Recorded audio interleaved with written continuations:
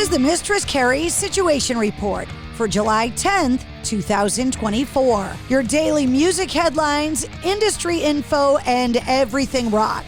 Slipknot are bringing the Here Comes the Pain 25th anniversary tour to the Xfinity Center in Mansfield, Massachusetts. The show's happening on August 15th with Knocked Loose and Orbit Culture.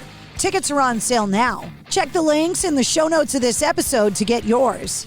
Seether and Skillet announced a co-headlining tour yesterday, kicking off in North Carolina on September 17th and wrapping up in Minneapolis on October 20th.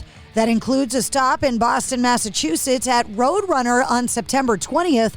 Tickets for the tour go on sale this Friday at 10 a.m. EyeHateGod announced a tour with Goat Whore this summer, starting in Memphis on August 13th and wrapping up in Chicago on September 1st. That includes 3 stops in New England, in Waterbury, Connecticut on August 22nd, in Portland, Maine on August 26th, and in Boston, Massachusetts at the Middle East on August 27th. Joe Egan, the creative partner of Jerry Rafferty in Stealers Wheel, passed away at the age of 77 on July 6th. Egan co-wrote the band's most popular song, Stuck in the Middle with You, that became a top 10 hit both in the U.S.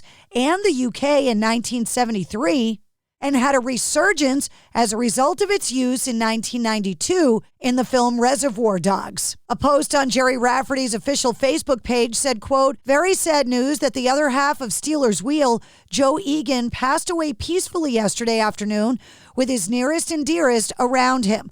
I will always remember him as a sweet and gentle soul. May he rest in peace."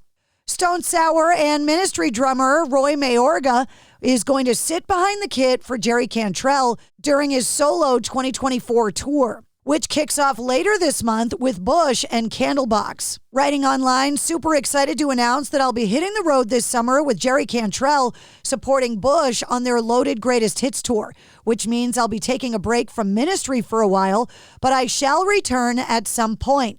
Look forward to rocking out with you all this summer. Queens of the Stone Age have canceled a host of tour dates as frontman Josh Homme has been rushed to surgery. In a statement posted on social media, the band wrote that every effort was made to push through and play for you, but it is no longer an option to continue, since Homme is required to return to the U.S. immediately for emergency surgery. Queens are gutted that we're not able to play for you. We apologize for any inconvenience and share in your frustration and disappointment. No word yet on if this will affect the fall dates in North America for Queens of the Stone Age. The tour kicks off in Boston at the MGM Music Hall at Fenway in September. The late Mark Lanegan's acclaimed 2004 album Bubblegum is receiving a deluxe 20th anniversary reissue featuring loads of previously unreleased songs and demos, including a collaboration with Beck.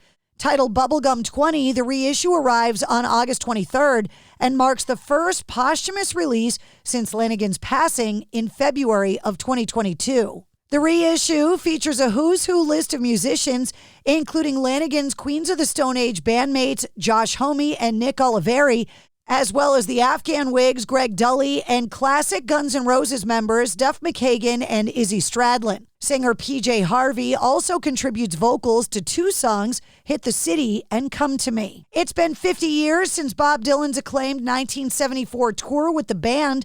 Now Columbia Records and Legacy Recordings are going to celebrate the anniversary with the release of Bob Dylan, the 1974 live recordings, a massive box set featuring every single surviving soundboard recording from the tour. The new box set will feature 431 newly mixed songs across 27 discs, including 417 never-before-released tracks.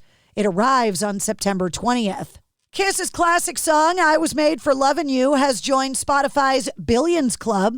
The Billions Club playlist first launched in 2020, including all songs on Spotify that have surpassed 1 billion streams on the platform. After the achievement, Spotify gifts artists a Billions Club plaque. I Was Made for Lovin' You joins tracks from Metallica, Aerosmith, Survivor, Papa Roach, Guns N' Roses, Bon Jovi, Evanescence, and more into the Billionaires Club. In a new interview with Ultimate Classic Rock, Sammy Hagar once again discussing his upcoming summer 2024 tour with bassist Michael Anthony, guitarist Joe Satriani, and drummer Jason Bonham. The tour will focus largely on the music of Van Halen and comes more than 2 years after Satriani revealed that he was approached about participating in a Van Halen tribute show with David Lee Roth and Alex Van Halen. The project never got off the ground, reportedly because Roth was holding up getting everything approved. Regarding if there was any attempt made to see if Alex was interested in taking part in the Best of All Worlds tour prior to getting Jason Bonham involved, Hagar said, "Mike and I reached out to Alex before we did this. We reached out to him a dozen times before this tour in every way. Email, text message, phone call, message on the machine. No response, no response.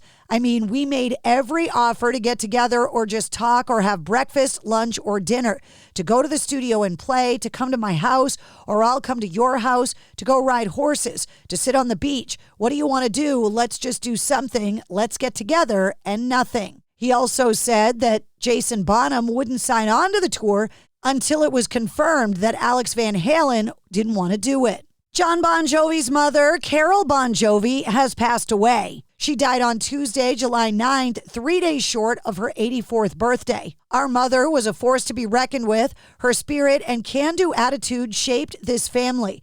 She will be greatly missed.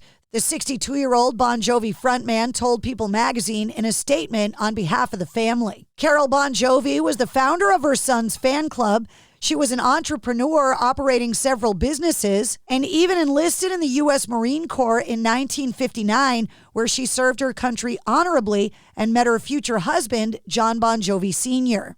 Dean Guitars have announced what it says is a significant legal victory in its long-standing trademark dispute with Gibson Brands Incorporated.